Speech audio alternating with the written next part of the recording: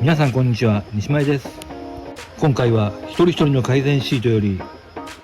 ドリル穴開け旋盤のビニールカバーを針金を使って留めることで、今まで重しの代わりにしていた材料の端材を全て撤去できました。掃除がしやすく作業スペースが広がり、事故防止といいことずくめです。